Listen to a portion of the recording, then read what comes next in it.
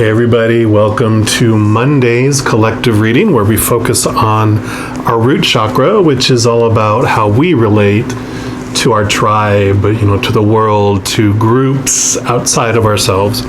So I felt today I'm going to pick a card here from the archetype cards from Carolyn Miss, just to understand the mirror we see about ourselves from the outside world. What can we look at within ourselves today in relation to how we see our tribe or the world? So before I jump in, as always, I love to welcome our Creator here with us. We know you're always with us. We just want to acknowledge your presence. We're so grateful for your unconditional love that you have for us, and we can just totally relax in your arms, feel safe and secure, and there's nothing we can do to lose your love. And we're so grateful to have you here, and we welcome you. Thank you, thank you, thank you. We also welcome all of our angels, our guardian angels, our spirit guides, all of our loved ones on the other side, our ancestors, and any of those magical, supernatural beings of unconditional love and light. We welcome you and we thank you for bringing those messages of unconditional love to us today. All right, so for this beautiful Monday, what can be the focus for us to understand how the world is mirroring something inside us that we can look at and just give us guidance on what that can be if we so choose. That's what's great, is we never have to change anything about ourselves or do anything that we don't want to do. That's our choice, and we get to live with whatever choices we make. Okay, I thought there was going to be a few because there's the group reading, right? So the first thing is the mediator. And I'll go ahead and read the light attributes and then also the shadow attributes, so any time, any moment we're living here in this world, we have a choice between unconditional love or the fear of losing conditional love. So we've got high vibration love of spirit, and then the vibration gets lower and lower as we focus on the fears and the shadow side of us. And there's nothing wrong with any of those choices. It's whatever we're feeling we want to experience. So, the shadow isn't a bad thing. It's an experience, as well as, feeling perfect, unconditional love like we do on the other side. But we come here because we're used to this all the time. We're used to feeling unconditional love all the time. But when we come here to this planet, what draws us is to feel and see our shadow, because in experiencing our shadow, we understand more clearly who we really are by experiencing that opposite. So the light attributes of the mediator: you have a gift for negotiating fairness and strategy in personal and professional life. You have respect for both sides of an argument. The shadow attribute is negotiating with ulterior motive or hidden agenda, either personally or professionally. So, this is what's going on in politics in the United States and politics really anywhere. It's about mediating between two different sides, and you can either do it of pure love, striving for unity, really sincerely looking at different sides of people's opinions and their lives, because everyone has the same dream. We all want to be loved. We all want to have, a dreams of some sort come true. And then when we're in fear, we try to protect that, which then we move to the shadow side, which is ulterior motives. Like, I'll pretend I'm mediating with you while I'm really trying to get what I want, So it happens everywhere. And then we've got the bully. We've got the light attributes and the shadow attributes. So for the bully, it highlights our tendency to intimidate others. It helps us confront our inner fears that bully us.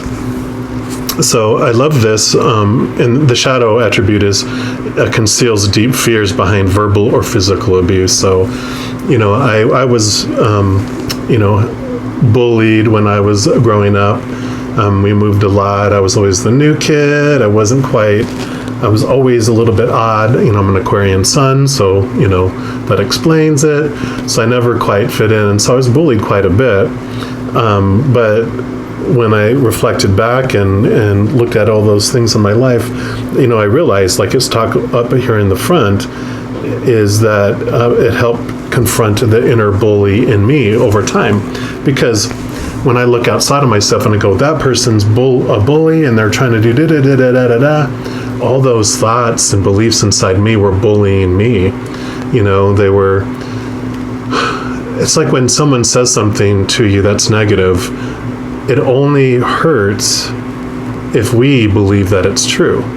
If we don't believe that it's true, it's like, you're so silly, we don't take it on. But if we believe that, if our self-esteem is believing that at that, low self-worth, and we just, yep, you're right, I deserve to be thrown in a trash can or pushed up against a locker or spit on or whatever, those things that happened were.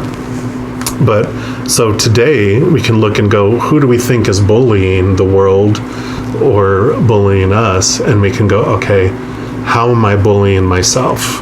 How I'm believing those things, so I'm bullying me. Why am I believing that? So, some good clarifications here. And then we've got hedonist, and here's the light attribute and the shadow attribute. So the light attribute inspires creative energy to embrace the good things of life, celebrates the beauty in yourself. And the shadow pursues pleasures to the detriment of health, indulges at the expense of others.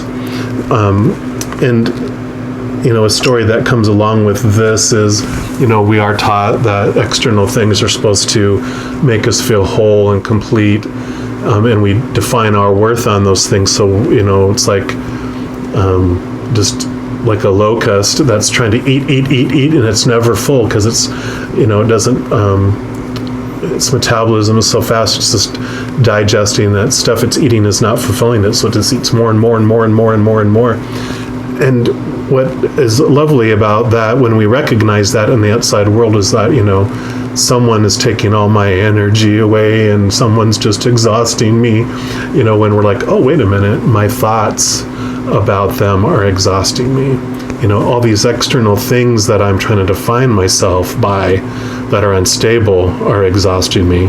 People, if I define myself by individuals, people's minds change all the time, or people pass away. Situations never stay the same. So if I'm defining myself by a job or place in society or, wealth or whatever it might be, that changes.